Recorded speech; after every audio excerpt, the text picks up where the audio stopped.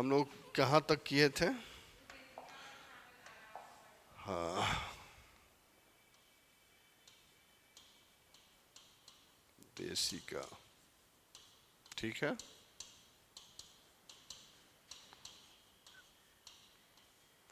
यहाँ तक क्लियर है। उदेशिका में शामिल आयाम को देख लिए थे। आयाम में देखे थे कि उदेशिका में क्या निर्देशित है, क्या निर्देश किया गया है। नहीं, तो उदेशिका में हम लोग ये देखे थे कि उदेशिका संविधान का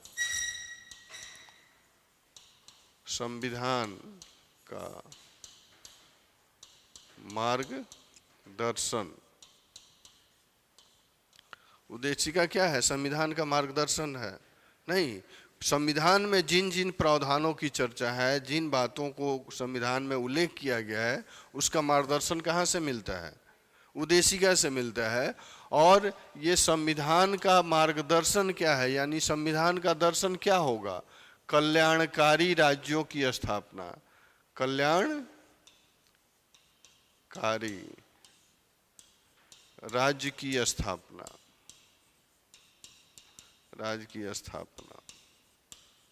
है ना जी? यहाँ तक क्लियर है। संविधान का मार्गदर्शन है उदेशिका, और संविधान का मार्गदर्शन होने की वजह से संविधान का दायित्व है कि वो कल्याणकारी राज्य की स्थापना करे। ठीक है, कहाँ पर? जिस स्टेट में वो संविधान, माने भारत की अगर हम लोग बात करें तो भारत में यह दायित्व है संविधान को कि सभी स्तर पर जो प्रावधान संविधान में दिए गए हैं उसको पालन कराते हुए वो कल्याणकारी राज्य की क्या करेगा? स्थापना करेगा। और इसी के साथ यह राज्य व्यवस्था या उदेशिका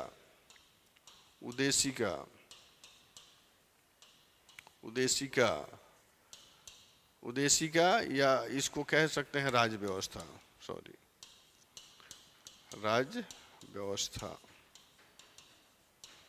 राज्य व्यवस्था का दर्शन भी है। राज्य व्यवस्था का दर्शन किस एवज में है? राज्य व्यवस्था का दर्शन क्या है? राज्य व्यवस्था क्या कार्य करता है? कानूनों का निर्माण करना, समान रूप से बंटवारा करना, अर्थात कह सकते हैं लोकतांत्रिक राज्य की स्थापना करना। क्या? लोकतांत्रिक राज्य की स्थापना, लोकतांत्रिक राज्य की स्थापना, यही तो राज्य व्यवस्था का दर्शन है या उदेशिका का।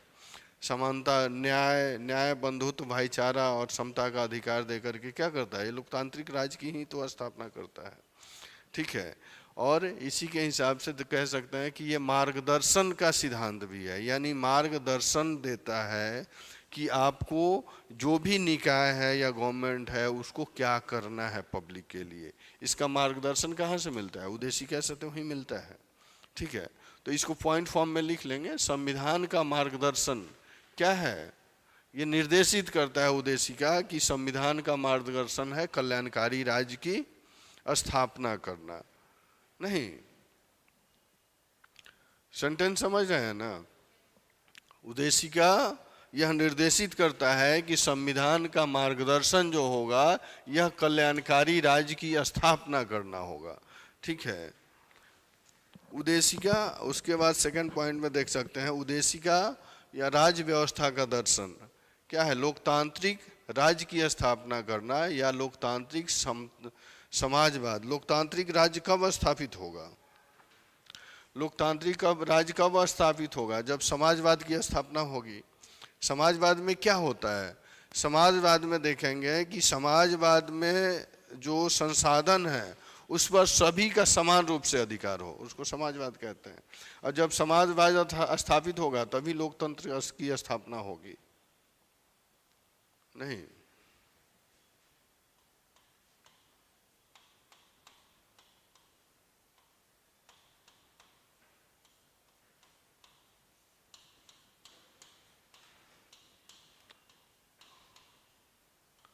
मार्गदर्शन का सिद्धांत नहीं, उदेशिका मार्गदर्शन भी देती है। किस चीज़ का मार्गदर्शन देती है? कि समाज में, देश में, राष्ट्र में नहीं, समता, समता, न्याय और स्वतंत्रता।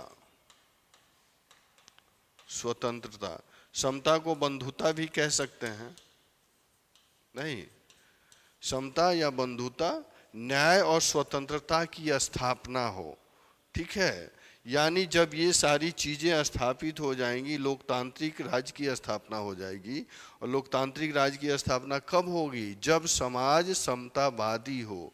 नहीं, समाज में जो देश है, राष्ट्र है, यह समाजवादी व्यवस्था को पे चलती हो, समाजवादी व्यवस्था के संकल्पना पे चलती हो, तभी लोकतंत्र की स्थापना होगी।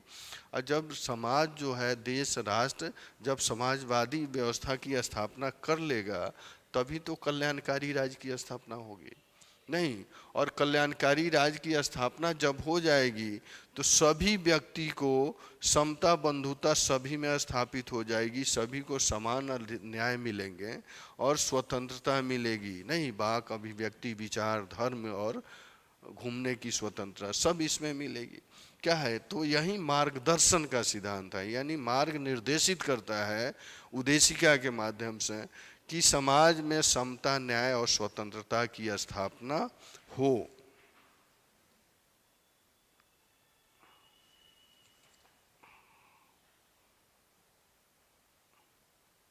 ठीक है,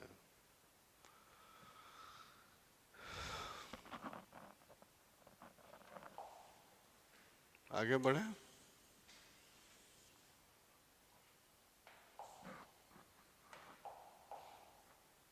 कॉन्सेप्ट को समझना है बाबू, ये सब ही आगे यूज होगा। नहीं, अब हम लोग यहाँ न्याय की बात कर रहे हैं, तो किस तरह का न्याय, किस तरह का संविधान, संविधान किस तरह के न्याय की बात करता है? बिल्कुल उसी न्याय की, यानी सामाजिक न्याय, सामाजिक, आर्थिक, आर्थिक, राजनीतिक। ठीक है, यहाँ हम लोग मार्गदर्शन पढ़े, मार्गदर्शन में समता, न्याय और स्वतंत्रता है। यानी न्याय देखिएगा कि सामाजिक, सामाजिक न्याय, आर्थिक न्याय, राजनीतिक न्याय, ये सामाजिक, आर्थिक और राजनीतिक न्याय की बात करता है। नहीं, सामाजिक, आर्थिक और राजनीतिक न्याय की बात करता है। और जब ये सामाजिक, आर्थिक और राजनीतिक न्याय जब मिल जाएगा, तभी तो व्यक्ति की गरिमा स्थापित होगी जी। क्या स्थापित होगी? व्यक्ति की गरिमा, व्यक्ति की गरिमा स्थापित होगी।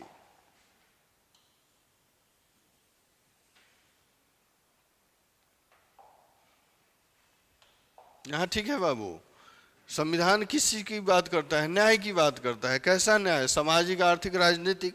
नहीं, राजनीतिक में देख रहे हैं कि इसमें जनता की भागीदारी हो।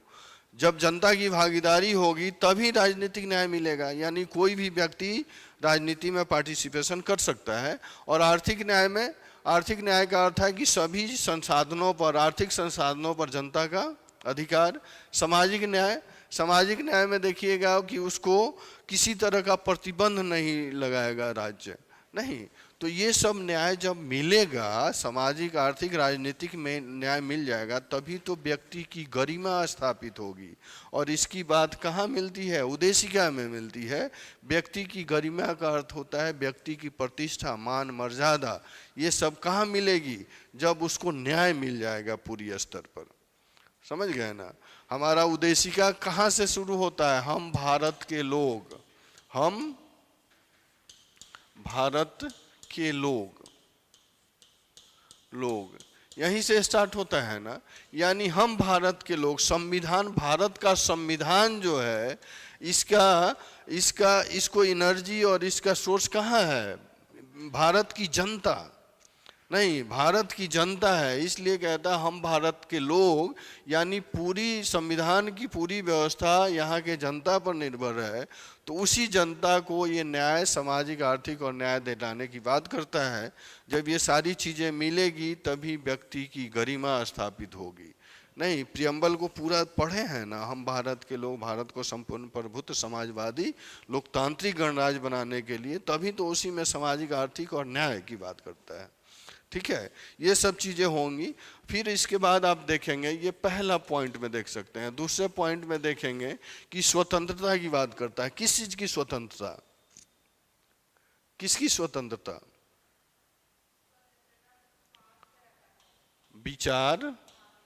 विचार की स्वतंत्रता, अभिव्यक्ति की स्वतंत्रता, अभिव्यक्ति की स्वतंत्रता, धर्म, उपासना, उपासना जी नहीं, और विचार, है ना, इन सब की स्वतंत्रता की बात करता है। अब बाबू देखेंगे, जब ये सब स्वतंत्रता भारतीय किसको मिलेगा? भारत के जनता को स्वतंत्रता, स्वतंत्रता, ठीक है। यानी विचार, अभिव्यक्ति, धर्म, उपासना की स्वतंत्रता जब मिल जाएगी भारत को, भारत के जनता को, तभी तो राष्ट्र की एकता स्थापित होगी जी। राष्ट्र की एकता, एकता और अखंडता,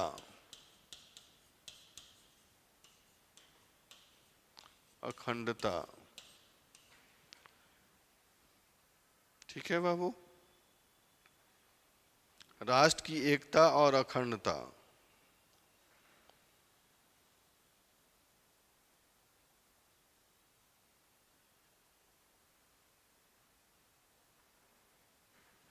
ठीक है, हम लोग देखें, न्याय यानी सामाजिक आर्थिक न्याय मिल जाएगा तब व्यक्ति की गरिमा स्थापित होगी।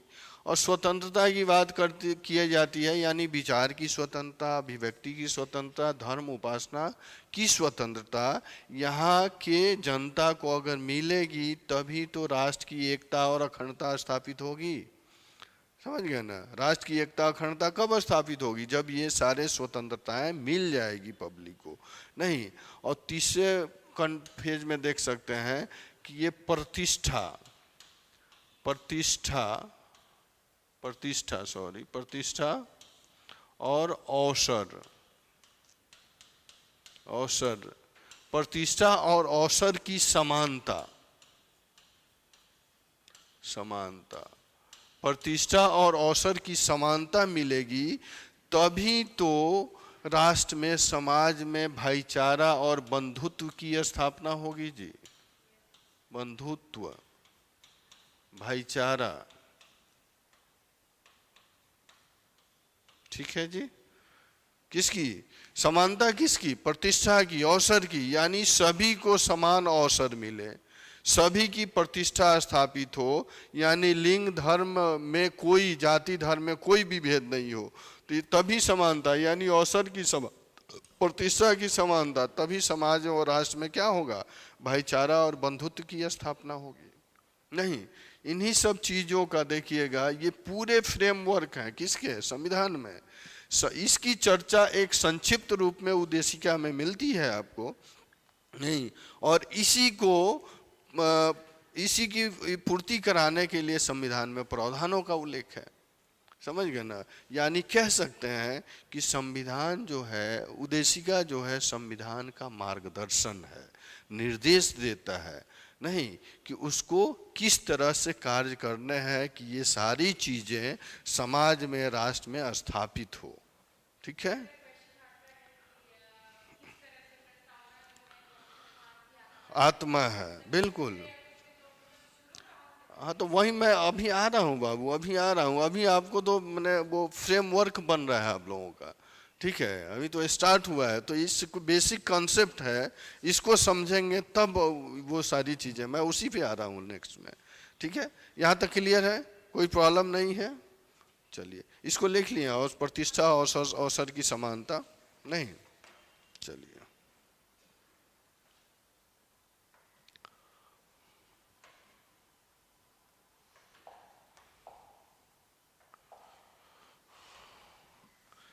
चलिए, एक हेडिंग बनाइएगा, राज्य व्यवस्था के दर्शन। राज्य व्यवस्था के दर्शन या उद्देशिका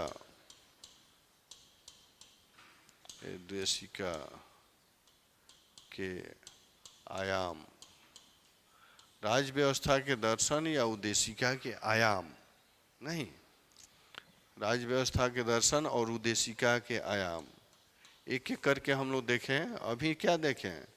राजनीतिक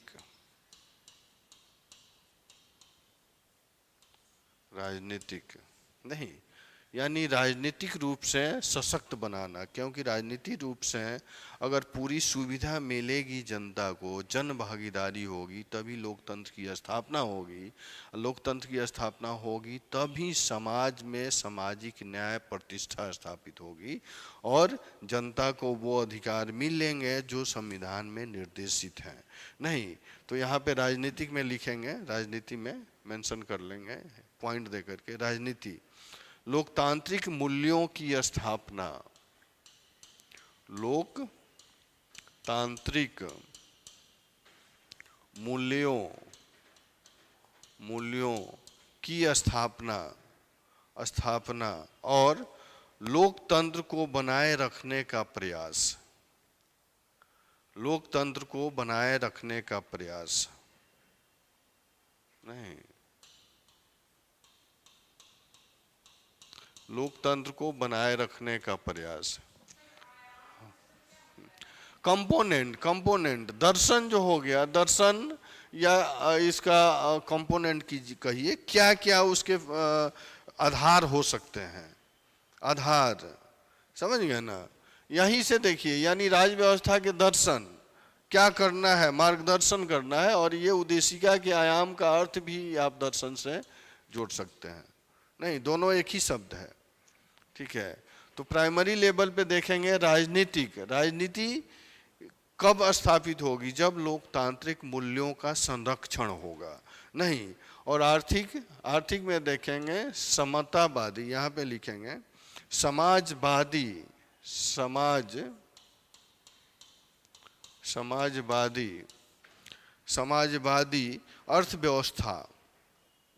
अर्थव्यवस्था का निर्माण, समाजवादी अर्थव्यवस्था का निर्माण।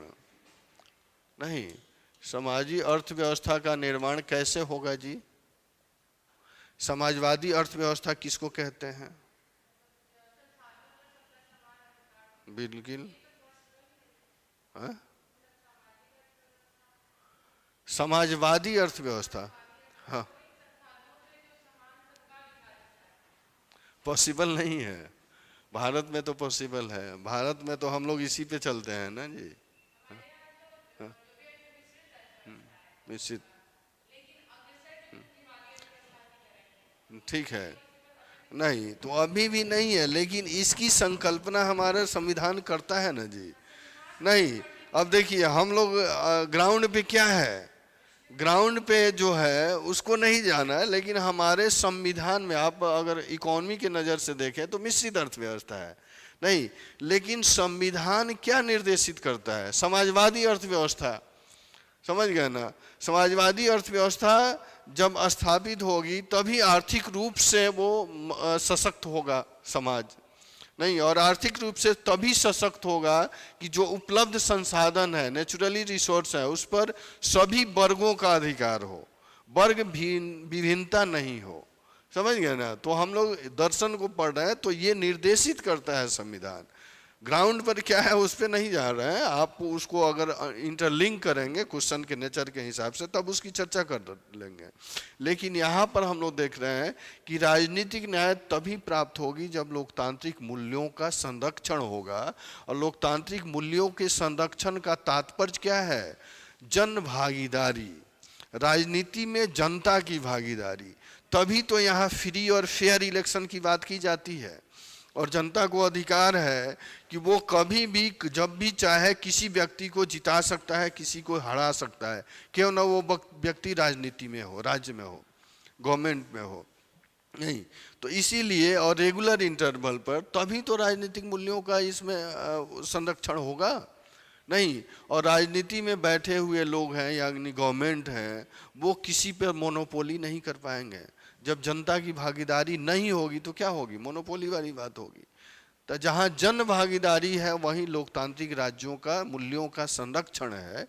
उसी तरह देखेंगे, और वो जब लोकतांत्रिक मूल्यों का संरक्षण होगा तभी आर्थिक न्याय मिलेगा जनता को।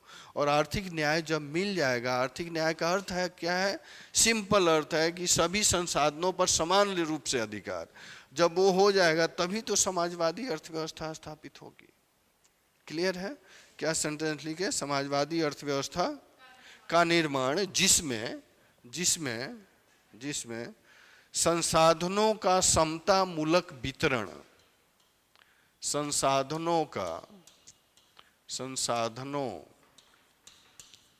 का समता मूलक वितरण देखिए, और इतना ही नहीं बाबू, संसाधनों का जब समतामूलक वितरण होगा तभी समाजवादी अर्थव्यवस्था स्थापित होगी।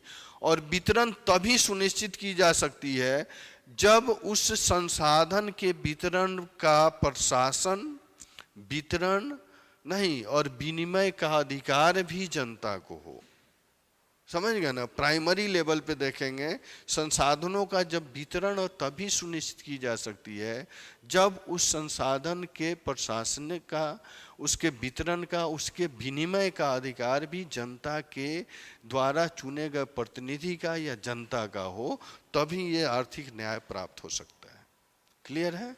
नहीं, तीसरा क्या है, सामाजिक न्याय। सामाजिक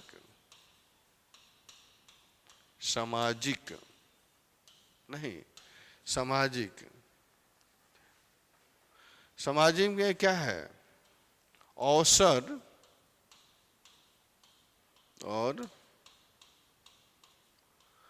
है, अवसर और समता की प्रतिष्ठा। समता नहीं, अवसर और प्रतिष्ठा, समता की प्रतिष्ठा। तभी समाज में बंधुत्व की स्थापना होगी। ठीक है जी? अब देखिए, आप सिंपल अर्थ में जब जो प्रश्न आपने किया उस प्रश्न को आप यहां से स्टार्ट कर सकते हैं पॉइंट फॉर्म में। ठीक है, यहां से स्टार्ट करेंगे, फिर पैराग्राफ में लिखेंगे, पैराग्राफ यहीं से चेंज करके उद्देशिका लिखिए। उद्देशिका के संबंध में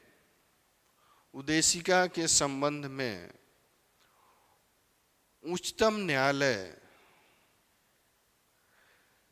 न्यायालय ने कहा कि, उद्देशिका के संबंध में उच्चतम न्यायालय ने कहा कि संविधान में शामिल किए गए सभी विचारों और आकांक्षाओं, संविधान में शामिल किए गए सभी विचारों और आकांक्षाओं का यह प्रतिनिधित्व करती है।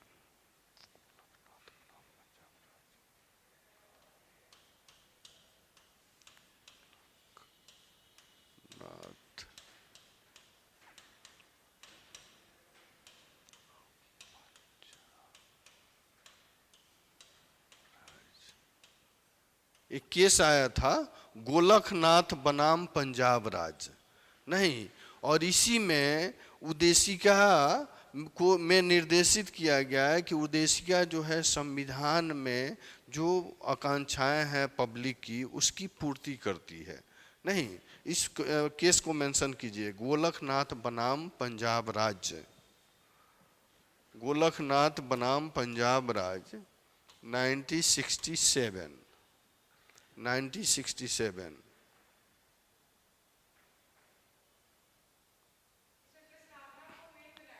मेन,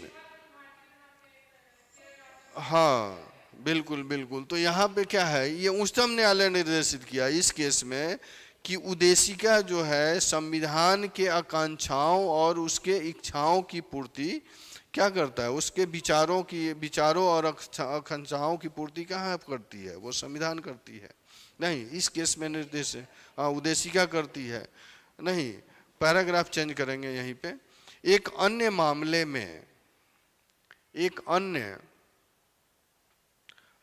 में न्यायालय ने यह स्पष्ट किया, एक अन्य मामले में न्यायालय ने यह स्पष्ट किया कि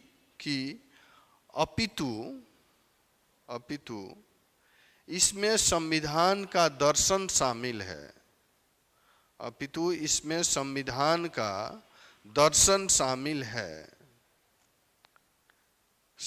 है, लेकिन इसे शक्तियों के स्रोत के रूप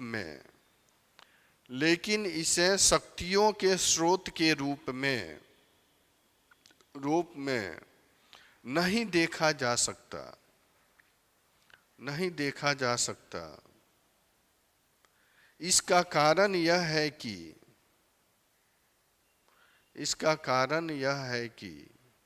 कि शक्तियों की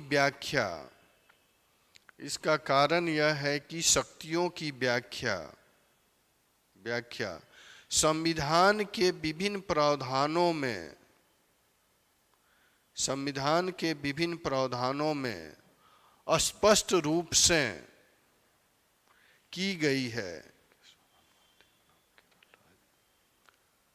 इसकी चर्चा आपको केशवालाल भारती बनाम केरल राज्य, नहीं केशवानंद, हाँ केशवानंद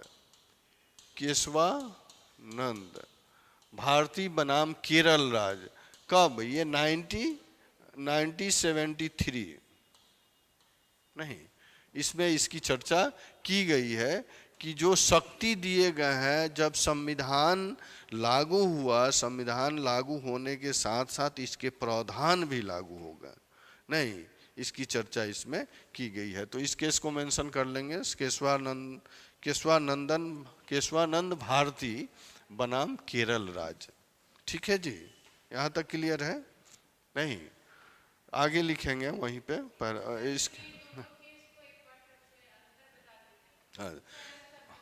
देखिए सरल शब्दों में, जैसे ये गोलकनाथ बनाम पंजाब राज्य में क्या कहा गया, सेंटेंस पढ़िए आप पहले, तब क्लियर होगा।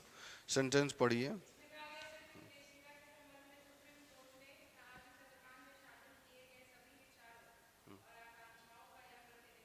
ठीक है, प्रतिनिधित्व करती है। यानी आप कह सकते हैं कि संविधान उद्देशिका जो है ये संविधान का क्या है, आईना है, दर्पण है। नहीं, उसकी चर्चा करता है। और आईना और दर्पण क्यों है? कि संविधान में जो विचार दिए गए हैं, जो इच्छाएं दी गई हैं, जो प्रावधान दिए गए हैं, उसकी पूर्ति वो करता है। ठीक है, और ये इस केस में गोलकनाथ बनाम पंजाब राज्य में। नहीं, और नेक्स्ट वाले में जो केशवानंद में था, यानी दोनों का कहने का अर्थ है कि संविधान में जो उद्देशिका जो है ये संविधान का क्या है, भाग है। नहीं, और संविधान के लागू होने के पहले, लागू होने के साथ ही यह भी लागू हो गया। नहीं, संविधान के प्रावधान जब इम्प्लीमेंट किए गए यानी लागू किए गए, तभी से कहा जाता है कि उद्देशिका भी निर्देशित करते रहा है उसके दर्शन को, उसके मार्गदर्शन को, इसलिए उसको आप इग्नोर नहीं कर सकते हैं। ठीक है, पैराग्राफ चेंज करेंगे। संविधान का अनिवार्य भाग बनाए जाने से, संविधान का अनिवार्य भाग बनाए जाने से निर्वचन की दृष्टि से,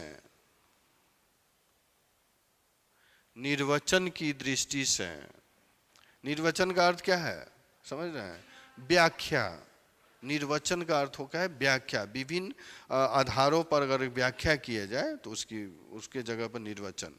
निर्वचन की दृष्टि से इसके महत्व का विस्तार हो गया है।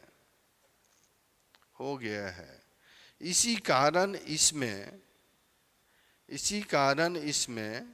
लिखे गए शब्दों का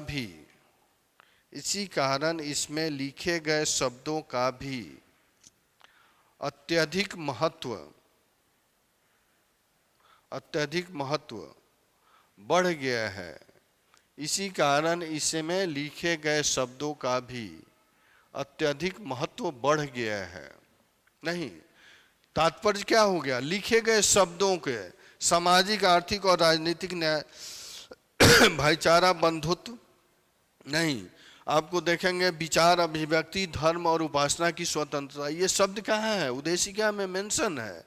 और उद्देशिका में मेंशन इन शब्दों की व्याख्या जो है, निर्वचन जो है, संविधान समय और स्थिति के हिसाब से करते आई है, इसलिए इसका महत्व बढ़ा हुआ है। इन सभी चीज़ों की चर्चा क्या है? ये छोटे छोटे टर्म है, छोटे छोटे टर्म की हम लोग व्याख्या करते हैं समय के हिसाब से और परिस्थिति के हिसाब से, इसलिए इसका महत्व बढ़ जाता है जी। नहीं, आगे उसी में लिखेंगे, उल्लेखनीय है कि न्यायालय ने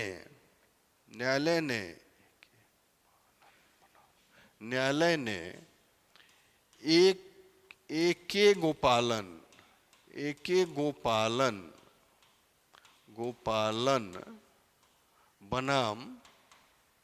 बनाम मद्रास राज्य, एके गोपालन बनाम मद्रास राज्य, यह केस आया था आपको 1950 में बाबू। एके गोपालन 1950, नहीं, मद्रास राज्य, ये ब्रैकेट्स में लिखिएगा, के मामले में कहा गया था कि संविधान में लिखे गए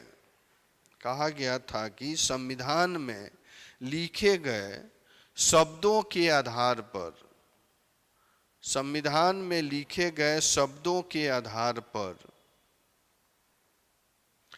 आधार पर ही स्पष्ट प्रावधानों का निर्वचन या उल्लेख नहीं, स्पष्ट प्रावधानों का निर्वचन किया जा सकता है।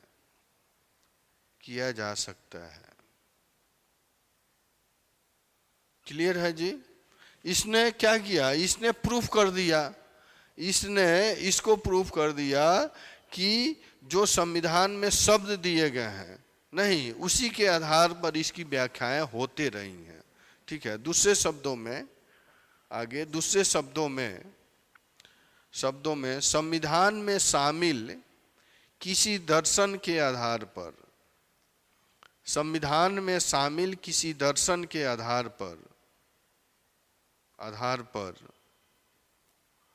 व्याख्या नहीं की जा सकती।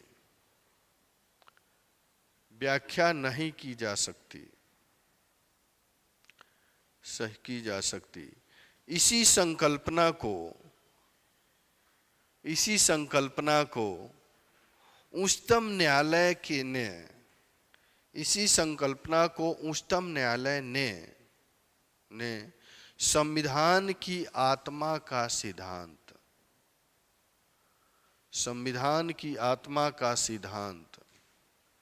कहा है। संविधान की आत्मा का सिद्धांत कहा है। ठीक है जी, क्लियर है? यानी इसमें आप प्रूफ कर दिए हैं कि संविधान की आत्मा कैसे कहते हैं, क्यों कहते हैं। नहीं, क्यों कहते हैं यानी जो शब्द दिए गए हैं उद्देशिका में, समझ गए ना? स्वतंत्रता, भाईचारा, बंधुत्व, समता, नहीं, किस स्तर पर कैसे व्याख्या की जाती है, यानी संविधान समय परिस्थिति के हिसाब से उन शब्दों का व्याख्या करती है और उस शब्दों में बहुत बड़ा कॉन्सेप्ट छिपा हुआ है, यानी सामाजिक प्रावधान संविधान के द्वारा जो दिए गए हैं ये सारे प्रावधान उन शब्द में है। ठीक है, इसलिए इनको क्या कहते हैं, संविधान का आत्मा कहते हैं, संविधान का सोर्स कहते हैं। ठीक है, यहाँ तक क्लियर है। चलिए नेक्स्ट हेडिंग बनाइए जी, उद्देशिका के स्रोत। उद्देशिका के स्रोत, उद्देशिका के स्रोत। ठीक है, अब इसमें देखेंगे उद्देशिका जो है, आप देखेंगे पता है 17 अक्टूबर 1949 नहीं 1949 को ये लाया गया किसके प्रावधानों पे, 1946 के प्रावधानों पर, नहीं 1946 के प्रावधानों पर 17 अक्टूबर 1949 को उद्देशिका को क्या किया गया, लागू किया गया।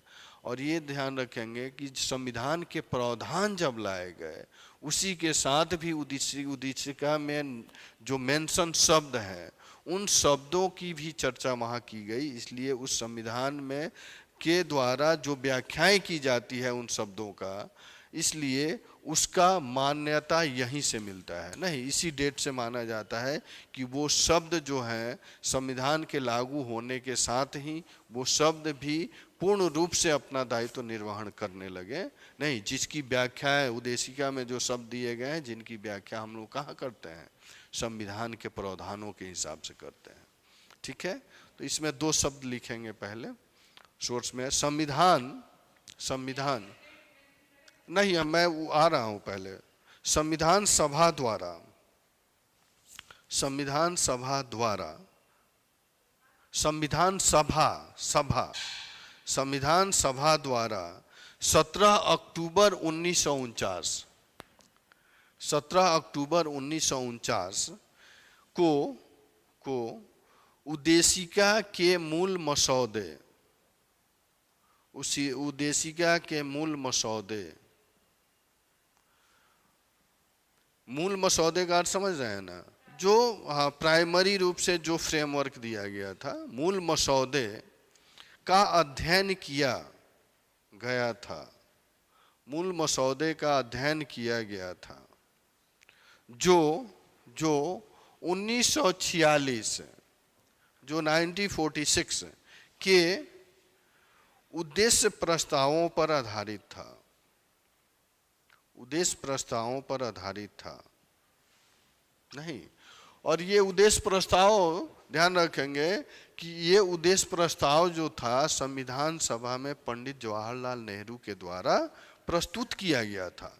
नहीं, प्रस्तुत किया गया था कि संविधान में क्या क्या चीजें रहेंगी, किन चीज़ों की व्याख्या की जाएगी। ये मूल मसौदा जो था इसका फ्रेमवर्क का पहला प्रस्तुतिकरण 1946 में संविधान सभा द्वारा प्रस्तुत किया गया और उसी में थोड़ा बहुत माइनर संशोधन के साथ इस डेट को संविधान सभा ने उद्देशिका के मूल प्रारूप को स्वीकार कर लिया। ठीक है, आगे वहीं पे इसी आधार पर संविधान सभा ने यह स्वीकार किया, इसी आधार पर संविधान सभा ने यह स्वीकार किया कि राजनीतिक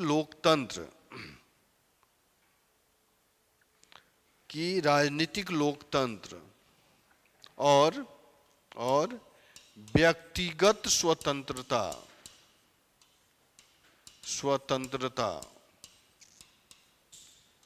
स्वतंत्रता सबसे महत्वपूर्ण है। राजनीतिक लोकतंत्र, बाबू हमेशा इसी सब की बात होगी, क्योंकि आप देख रहे हैं कि सबके जड़ में क्या है, जनता है और जनता के लिए ही सब चीज हो रहे हैं।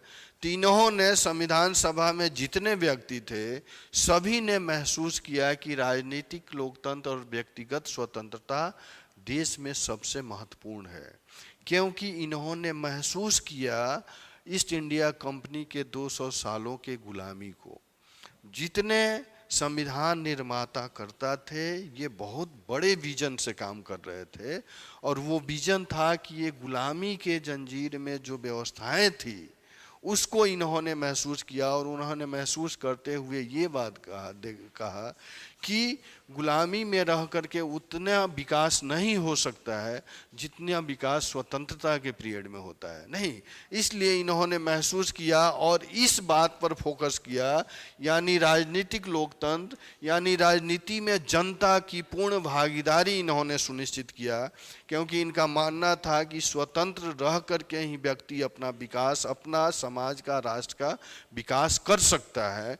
इसलिए यह राजनीतिक लोकतंत्र के साथ साथ व्यक्तिगत स्वतंत्रता अर्थात धर्म, अभिव्यक्ति, विचार और उपासना की स्वतंत्रता इन्होंने सुनिश्चित की इस संविधान सभा के माध्यम से। ठीक है? नहीं तो एकदम पॉइंट को पकड़ना है कि इन्होंने इस बात को महसूस किया। क्यों महसूस किया? कि वो उस बात को झेल चुके थे। समझ गए ना? वर्षों से परिस्थितियां जो ईस्ट इंडिया कंपनी की थी, आपको पता है कि ईस्ट इंडिया कंपनी भारतीयों को कैसे राजनीतिक, सामाजिक और सांस्कृतिक शोषण की। नहीं, आप देखेंगे स्टार्टिंग में 1765 के बाद, नहीं यानी 1772 के आसपास आप देखेंगे कि आर्थिक शोषण ही तो कर रही है। नहीं, आर्थिक शोषण कर रही है। इसके बाद देखेंगे कि इसके बाद ये राजनीतिक शोषण कर रही है। राजनीतिक यानी दूसरे जो रियासत हैं उनसे तालमेल और साठगांठ कर करके, और उन्हीं से नहीं, जो भारत में जमींदार वर्ग हैं, साहूकार वर्ग हैं, उनसे तालमेल करके भारतीयों का राजनीतिक शोषण कर रही है। क्योंकि भारतीय जमींदार और साहूकार ही तो सपोर्टर थे जी। नहीं, उसके बाद देखेंगे अपने धर्म के माध्यम से, ईसाई धर्म के माध्यम से ईसाईयत स्थापित करना चाह रही है, और उसके माध्यम से क्या करिए? भारतीयों का सांस्कृतिक शोषण कर रही है। तो हर एक स्तर पर राजनीतिक, सांस्कृतिक और आर्थिक शोषण को इन्होंने महसूस किया था, और इन्होंने कहा कि अगर व्यक्ति को स्वतंत्र नहीं किया जाए, राजनीति को स्वतंत्र नहीं किया जाए, तो वही स्थिति होगी जो ईस्ट इंडिया कंपनी के माध्यम से होते रही है।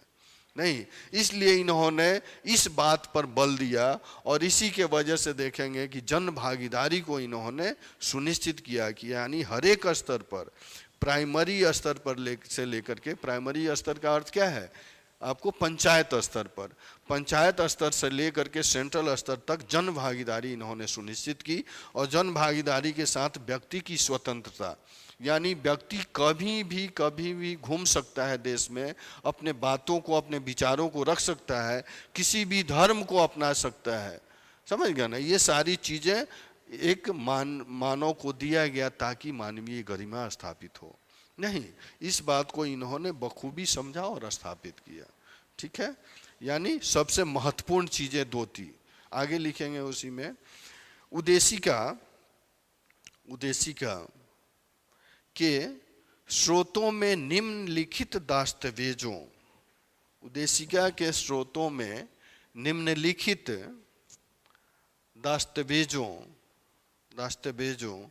अथवा घटनाक्रमों, निम्नलिखित दस्तावेजों अथवा घटनाक्रमों को शामिल किया गया है, जैसे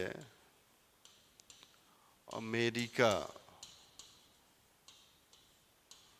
का संविधान,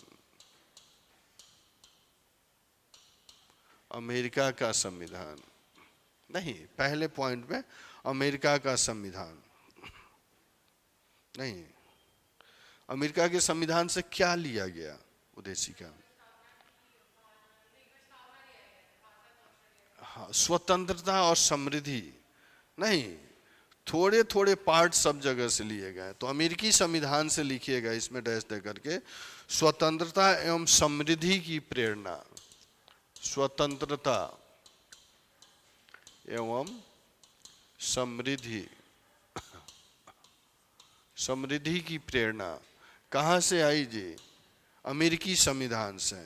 नहीं, फिर दूसरा लिखिएगा आयरलैंड, आयरलैंड का संविधान, आयरलैंड के संविधान से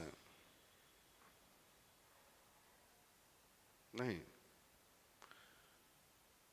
इसमें क्या लिया गया? राज्य के लक्ष्यों को निर्धारित करना, नहीं, इसमें लिखेंगे राज्य के लक्ष्यों को, राज्य के लक्ष्यों को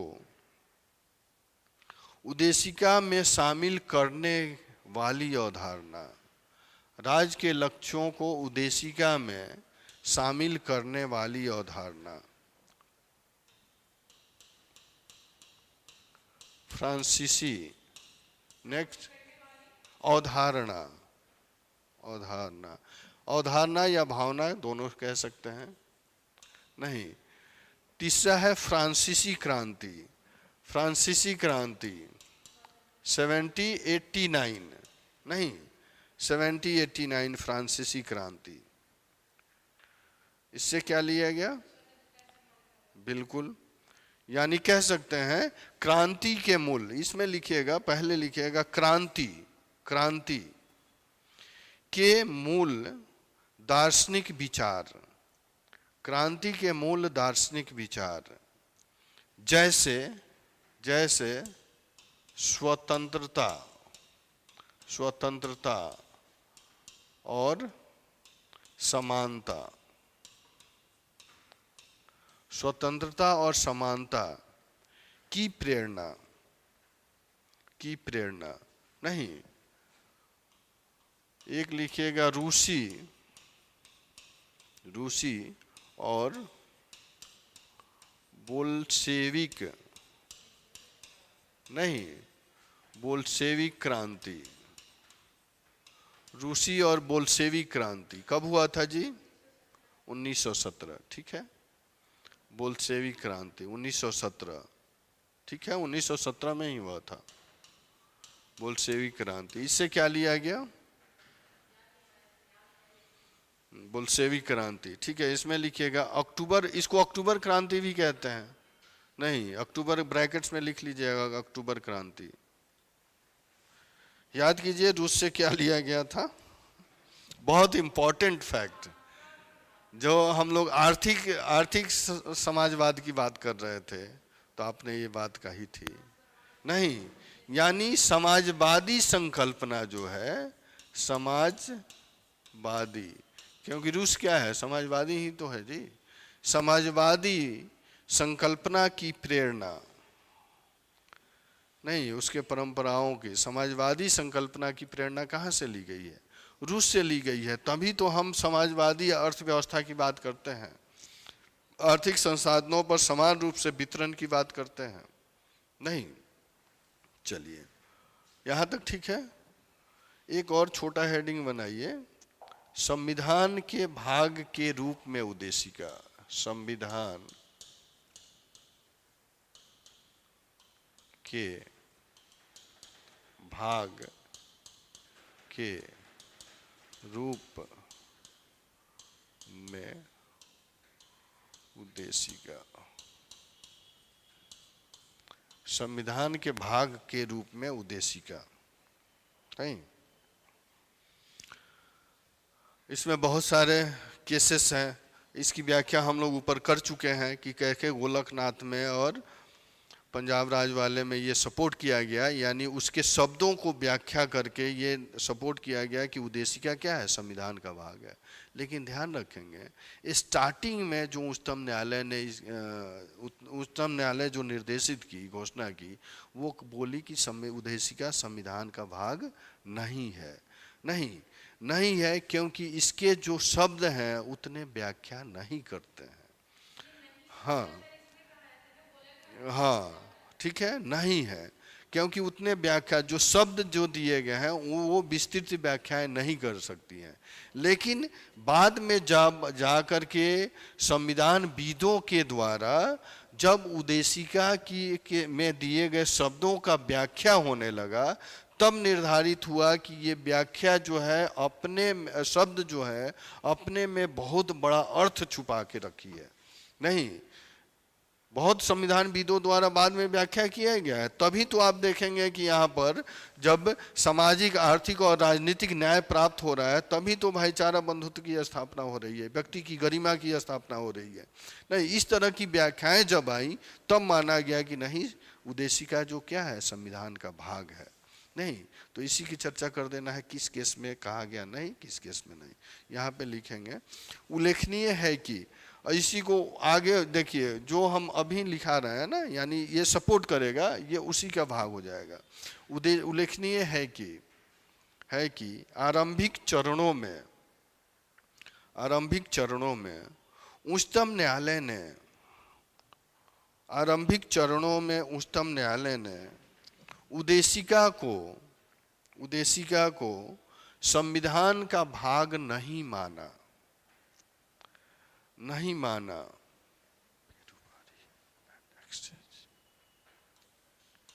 किसमें जी? बेरूबारी याद पड़ रहा है? Berubari and exchange of enclave, Berubari and exchange of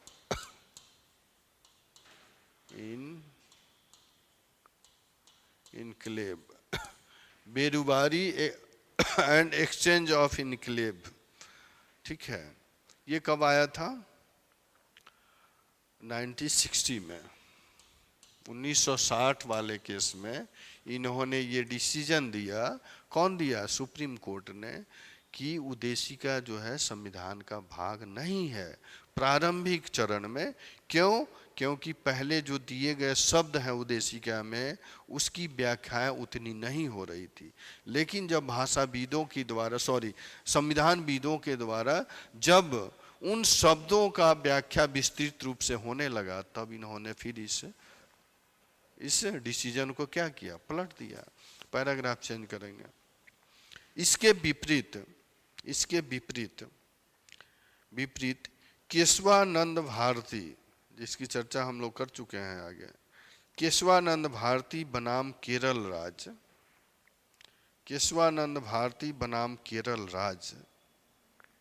राज्य में न्यायालय ने इस आधार पर उद्देशिका को संविधान का अनिवार्य भाग कहा कि इसका अधिनियमन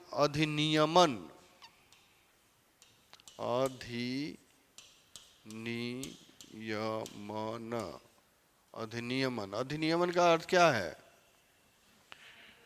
इसके प्रावधान जो दिए गए हैं। हाँ, 1946 में जब पंडित नेहरू के द्वारा जब लाया गया, तो इसमें थोड़ा बहुत संशोधन करके 1949 में नहीं, इसके प्रावधान को भी मान लिया गया। अर्थात कहने का अर्थ है, संविधान जब लागू हुआ तभी से इसके प्रावधान भी लागू हो गए।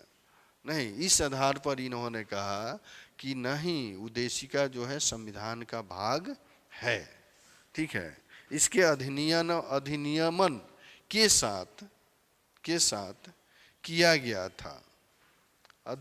के साथ किया गया था। इसलिए यह संविधान का भाग है। ठीक है, संविधान का भाग है। क्लियर है? नहीं, कोई भी प्रश्न बन जाएगा तो व्याख्या को देखिए, एक बार रिवीजन करेंगे और थोड़ा आप जा करके चिंतन मनन करेंगे, सोचेंगे कि क्लास में क्या क्या लेक्चर हुआ है, क्या क्या शब्द वहाँ से मिले हैं, तो आपको क्वेश्चन को जोड़ने में सहूलियत होगी। नहीं, क्वेश्चन का व्याख्या जो होता है इसे, हाँ, उद्देशिका जो भी प्रश्न, हाँ, क्वेश्चन होगा वो बन जाएगा, उसको हम लोग कर लेंगे। ठीक है, सिंपल, बहुत साधारण। हाँ, बहुत साधारण प्रश्न बनता है। क्वेश्चन अगर आपके पास है तो आप एक बार फ्रेमवर्क उसको लिख करके लाइए। नहीं तो मैं क्वेश्चन दूंगा, फिर एक दो चैप्टर और निकलने दीजिए तब मैं इकट्ठा, क्योंकि देखिए क्वेश्चन जो है आगे जोड़ करके बनता है, समझ गए। एक ही चैप्टर पर बहुत माइनर क्वेश्चन बनते रहा है, लेकिन ये पहले आप देखेंगे अभी से 6-7 साल पहले बीपीएससी डायरेक्ट क्वेश्चन पूछी है, लेकिन इधर का ट्रेंड जो है डायरेक्ट नहीं है, समझ गया ना। तो आपको उस तरह का पकड़ना पड़ेगा कि क्वेश्चन का नेचर क्या है और किस तरह का जोड़ करके पूछा जा रहा है, ठीक है। चलिए, हाँ जी, आपका क्लास है इसके बाद प्री का, ओके। क्या सब्जेक्ट क्या है आज? ऑप्शनल पेपर का है? नहीं, अच्छा अच्छा, ठीक है। चलिए, यहाँ तक क्लियर है जी। आगे बढ़े, आगे है नागरिकता। नागरिकता दूसरा चैप्टर है, दूसरा आपका सिलेबस आता है नागरिकता, ठीक है। नागरिकता, नागरिकता किसे कहते हैं साधारण अर्थों में?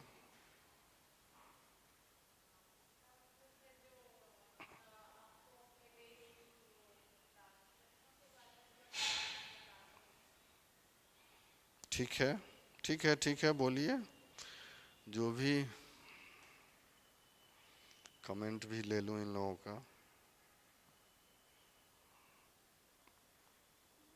हाँ जी, आप लोग बताएंगे, कमेंट करेंगे।